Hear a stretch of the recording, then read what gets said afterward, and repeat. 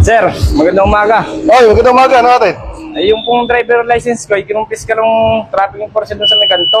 Kinumpis ka ng ng traffic enforcer yung driver's license mo? Yes, sir. Baka naman may violation ka? Nag-U-turn po kasi ako doon sa may unahan, hindi ko po siya napansin. Ayun, kaya may violation ka. Ay, anong gusto mong anong gusto mong malaman? Sir, kung may karapatan ng umpis ka ng lisensya yung mga yun. Kung may karapatan maumpis ka ng lisensya ng isang driver, yung mga traffic enforcer. Yes, sir.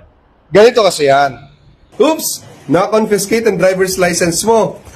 Baka may violation ka. Eh, tanong, authorized ba yung traffic enforcer na nag-confiscate ng driver's license mo? Watch this video para sa ito. Ayon sa Republic Act 10930, only the LTO and the deputized agencies lamang ang pwedeng mangumpis ka ng driver's license. Ibig sabihin, kung yung mga LTO personnel nag-ooperate sa kalsada, may authority sila na confiscate ang iyong driver's license. At yung mga deputized agencies na kasama nila sa pag-ooperate sa kalsada.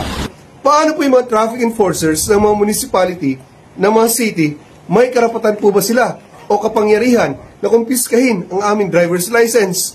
Kinakailangan ang isang traffic enforcer ay ma-deputize ng LTO para siya ay magkaroon ng authority o karapatan na kumpiskahin ang inyong driver's license. At para maging deputized agent ng LTO, kinakailangan nila mag-undergo ng training, seminar, workshop sa LTO mismo.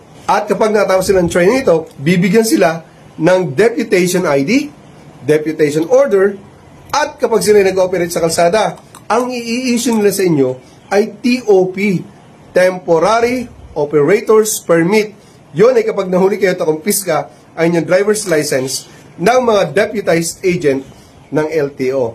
Kapag naman na parang kayo ng traffic enforcers ng LGUs na hindi deputized agent ng LTO, ang tanging pwedeng issue lang nila sa inyo ay yung tinatawag ng OVM, Ordinance Violation Receipt.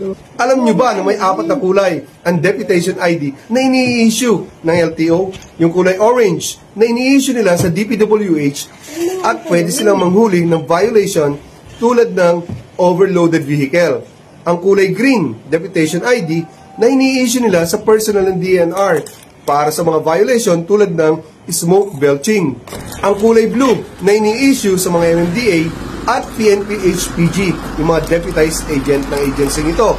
At ang kulay white na ini-issue sa mismong personnel ng LTO.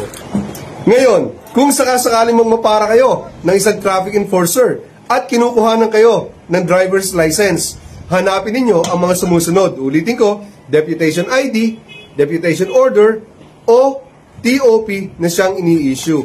Tanging deputized agent lang ang nag-issue ng TOP at ang LTO mismo. Oh my God!